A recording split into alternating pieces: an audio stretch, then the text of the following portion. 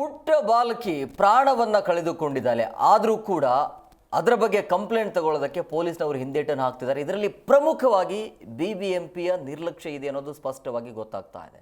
ಅಲ್ಲಿ ಪ್ರಮುಖವಾಗಿ ಕೆಲಸ ಮಾಡಿರುವಂಥ ಮೇಸ್ತ್ರಿ ಆಗಿರ್ಬೋದು, ಇಂಜಿನಿಯರ್, ಅವರ ನಿರ್ಲಕ್ಷ್ಯ ಕೂಡ ಇದೆ. ನಿರ್ಲಕ್ಷ್ಯ ಆಗಿದೆ, ನನ್ನ ಮಗಳಿಗೆ ನ್ಯಾಯ ಕೊಡಿಸಿ ಅಂತೇಳಿ ಆ ಪೋಷಕರು ಸ್ಟೇಷನ್ಗೆ ಹೋದರೂ ಕೂಡ ಅಲ್ಲಿ ಕಂಪ್ಲೇಂಟ್ ದಾಖಲಾಗಿಲ್ಲ. ಯಾಕೆ? ಅದರ ಒಂದು ವರದಿ ನಿಮ್ಮ ಮುಂದೆ.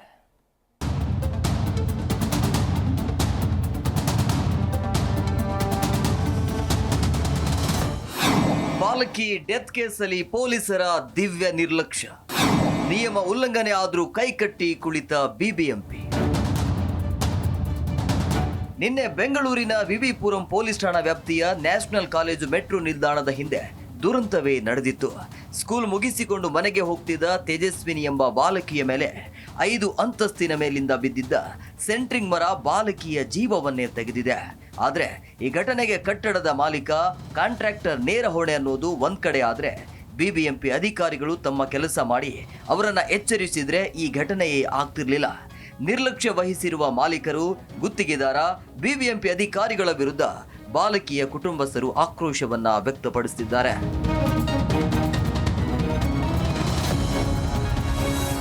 ಘಟನೆಗೆ ಎಲ್ಲರ ನಿರ್ಲಕ್ಷ್ಯ ಒಂದು ಕಡೆ ಆದ್ರೆ, ಇಂತಹ ಘಟನೆಯಿಂದ ಮಗಳನ್ನ ಕಳೆದುಕೊಂಡು ಸೂತಕದಲ್ಲಿರುವ ಕುಟುಂಬಸ್ಥರ ಜೊತೆಗಿನ ಪೊಲೀಸರ ವರ್ತನೆ ಮತ್ತೊಂದು ಕತೆ. ಇಂತಹ ಘಟನೆಗಳು ನಡೆದ ಕೂಡಲೇ ಪೊಲೀಸರು ಸಂಬಂಧಪಟ್ಟವರ ವಿರುದ್ಧ ಕ್ರಮ ಕೈಗೊಳ್ಳಬೇಕು.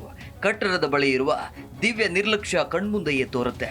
ಬಾಲಕಿಯ ಸಾವಾಗಿದೆ, ಆದರೂ ಪೊಲೀಸರು ಕೇಸ್ ದಾಖಲಿಸಿಕೊಂಡಿದ್ದು ಬಿಟ್ರೆ ಸಂಬಂಧಪಟ್ಟ ಮಾಲೀಕರು, ಕಾಂಟ್ರಾಕ್ಟರ್, BBMP ಅಧಿಕಾರಿಗಳ ವಿರುದ್ಧ ಇನ್ನೂ ಕ್ರಮ ಕೈಗೊಂಡಿಲ್ಲ.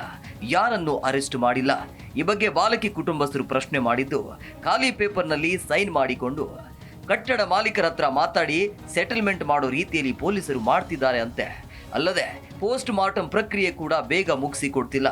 ಇವರು ಅವರ ಜೊತೆ ಶಾಮೀಲಾಗಿದ್ದಾರೆ, ಪೊಲೀಸರ ಮೇಲೆ ನಂಬಿಕೆಯೇ ಇಲ್ಲ ಅಂತ ಬಾಲಕಿಯರ ಕುಟುಂಬಸ್ಥರು ವಿಕ್ಟೋರಿಯಾ ಆಸ್ಪತ್ರೆಯ ಬಳಿ ಆಕ್ರೋಶವನ್ನ ವ್ಯಕ್ತಪಡಿಸಿದ್ರು. ನಮ್ಮ ಅಂಕಲ್ ಅವತ್ತಿಂದ ಫೋನ್ ಎತ್ತುತ್ತಾ ಇಲ್ಲ, ಪಿಕ್ ಮಾಡ್ತಾ ಇಲ್ಲ. ಸದ್ಯ ಇವಾಗ ನೋಡಿದ್ರೆ ಸ್ಟೇಟ್ಮೆಂಟ್ ಎಲ್ಲ ತಗೊಂಡು ಖಾಲಿ ಪೇಪರ್ ಸೈನ್ ಮಾಡಿ ಅಂತ ಇದ್ದಾರೆ. ಇದ್ರ ಅರ್ಥ ಏನು? ಪೊಲೀಸ್ ಅವ್ರ ನಿರ್ಲಕ್ಷ್ಯ ಇದೆ ಅಂತ ಅಲ್ವಾ? ಪೊಲೀಸ್ ಅವ್ರ ರೆಸ್ಪಾನ್ಸಿಬಿಲಿಟಿ ತಗೊಂತಾ ಇಲ್ಲ ಅಂತ ಅಲ್ವಾ? ನೋಡಿ, 24 ಅವರ್ಸ್ ಒಳಗಡೆ FIR ಆಗಿ 24 ಅವರ್ಸ್ ಒಳಗಡೆ ಅರೆಸ್ಟ್ ಆಗ್ಬೇಕು ಅಂತ ಇದೆ. ಅದು ಕೆಲಸ ಮಾಡ್ತಾ ಇಲ್ಲ ಅಂದ್ರೆ ಇದು ಪೊಲೀಸ್ ಅವ್ರು ಇನ್ವಾಲ್ವ್ ಆಗಿದ್ದಾರೆ ಅಂತಾನೆ ತೋರಿಸ್ತಿದೆ ಅಲ್ವಾ ನಮ್ಗೆ? ಅರ್ಸಿ ಅಂತ ನಾವು ಹೇಳ್ತಾನೆ ಇದೀವಿ. ನೋಡಿ, ಒಂದ್ ಮಗು ಈ ತರ ಆಗಿದೆ ಅಂತ ಕನಿಕರಣೆ ಇಲ್ವಾ ಅವ್ರಿಗೆ?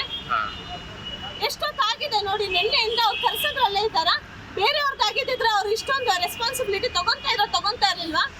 ದೊಡ್ಡ ಅಧಿಕಾರಿಗಳ ಮಕ್ಕಳಾಗಿದ್ರೆ ಬಿಟ್ಬಿಡ್ತಾ ಇದ್ರ? ಮಿಡಲ್ ಕ್ಲಾಸ್ ಜನ ಅಂತ ಹೇಳಿ ಅಲ್ವಾ ಇವ್ರಿಗೆಲ್ಲ ನಿರ್ಲಕ್ಷ್ಯ ಮಾಡ್ತಾ ಇರೋದು? ಇವ್ರು ಈ ತರ ಎಲ್ಲ ರೆಸ್ಪಾನ್ಸಿಬಿಲಿಟಿ ತಗೊಂಡೇ ಇರೋದಕ್ಕೆ ನಮ್ಗೆ ಅನ್ನಿಸ್ತಾ ಇದೆ ಪೊಲೀಸ್ ಅವರು ಇನ್ವಾಲ್ವ್ ಆಗಿದ್ದಾರೆ ಇದರಲ್ಲಿ ಅಂತ ನಮ್ಗೆ ಅನ್ನಿಸ್ತಿದೆ ಸರ್. ಇನ್ನು ಪೊಲೀಸರ ವರ್ತನೆಗೆ ಬೇಸತ್ತಿದ್ದ ಬಾಲಕಿಯ ಕುಟುಂಬಸ್ಥರು ಬಾಲಕಿಯ ಶವ ಕೊಟ್ಟ ಮೇಲೆ ಮನೆಗೆ ತಗೊಂಡು ಹೋಗಲ್ಲ, ನ್ಯಾಯ ಸಿಗುವವರೆಗೂ ಠಾಣೆ ಮುಂದೆ ಇಟ್ಟು ಪ್ರತಿಭಟನೆ ಮಾಡ್ತೀವಿ ಅಂತ ಪಟ್ಟು ಹಿಡಿದಿದ್ರು. 11 ಗಂಟೆ ಆದರೂ ಪೊಲೀಸರು ಯಾರೂ ಬಂದಿಲ್ಲ. ಕಾಲ್ ಮಾಡಿದ್ರೆ ರೆಸ್ಪಾನ್ಸ್ ಮಾಡಲ್ಲ ಅಂತ ಆಕ್ರೋಶವನ್ನ ವ್ಯಕ್ತಪಡಿಸಿದ್ರು. 12 ಗಂಟೆ ಆಗುತ್ತಿದ್ದಂತೆಯೇ ವಿಕ್ಟೋರಿಯಾ ಶವಗಾರದ ಬಳಿ ಬಂದಿದ್ದ ACP ತಂಡ ಬಾಲಕಿ ತೇಜಸ್ವಿನಿ ಕುಟುಂಬಸ್ಥರನ್ನ ಪ್ರತಿಭಟನೆ ಮಾಡದಂತೆ ಮನವೊಲಿಸಿದ್ರು.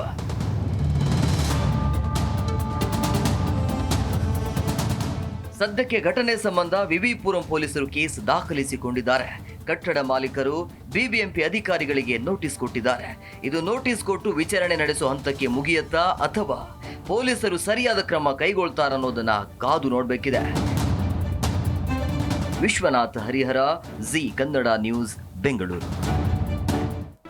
ಜಿ ಕನ್ನಡ ನ್ಯೂಸ್ ಈಗ ನಿಮ್ಮ ಮನೆಯಲ್ಲೇ ನೋಡಿ. ಎಲ್ಲ ಕೇಬಲ್ಗಳಲ್ಲಿ ಈಗ ಲಭ್ಯ. ನಿಮ್ಮ ನೆಚ್ಚಿನ ಜಿ ಕನ್ನಡ ನ್ಯೂಸ್ ಈಗ ಸನ್ ಡೈರೆಕ್ಟ್ ನಲ್ಲಿ number 292, Tata play number 1664, Jio TV number 1334, NXT digital number 30, in cable number 30, city networks 51, U digital number 162, GTPL number 17, Rockline telecommunications number 42, Shri Basaveshwara cable number 168, rural cable network 60, Vinayaka digital 57, Abhishek cable 821, city channel 53, Siddeshwara cable network 57, V4 digital Infotech 628, Surya digital networks 53, Gajanan digital number 836, Malnad Infotech Private Limited number